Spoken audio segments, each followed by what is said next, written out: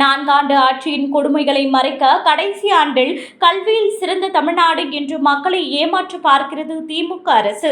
Vijay TV reality ஷோக்களைப் போல உணர்ச்சிகரமான தருணங்கள், வேடிக்கை மேடை நிகழ்ச்சிகள் என பள்ளி மாணவர்களையும் திரை பிரபலங்களையும் பயன்படுத்தி முதலமைச்சருக்கு பாராட்டு மழை பொழியப்பட்டது.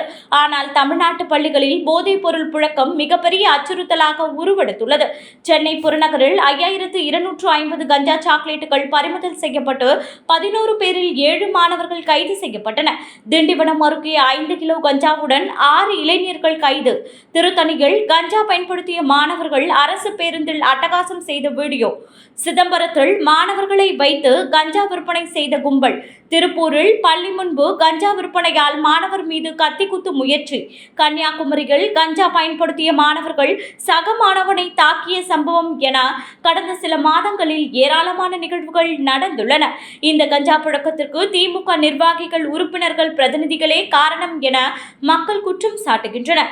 இதனால் தமிழ்நாட்டு பள்ளிகளின் கலாச்சாரம் சீரழிந்து வருகிறது.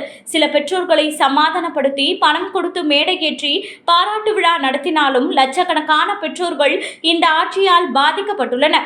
சட்டமன்ற எதிர்க்கட்சி துணைத் தலைவர் RP உதயகுமார், தமிழ்நாடு இந்தியாவிலேயே போதைப் பொருள் புழக்கத்தில் முதலிடத்தில் உள்ளதாகவும் இதனை மறைக்க முதலமைச்சர் ஸ்டாலின் விளம்பர விழாக்கள் நடத்துவதாகவும் குற்றம் சாட்டினார்.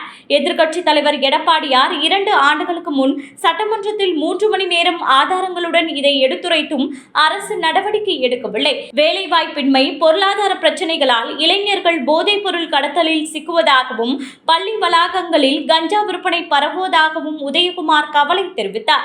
கேரளா போதைப் பொருள் பயன்பாட்டை ஒப்புக்கொண்டு விழிப்புணர்வு பிரச்சாரம் மூலம் கட்டுப்படுத்தி வரும் நிலையில் தமிழ்நாடு விளம்பர விழாக்களில் மூழ்கியுள்ளது.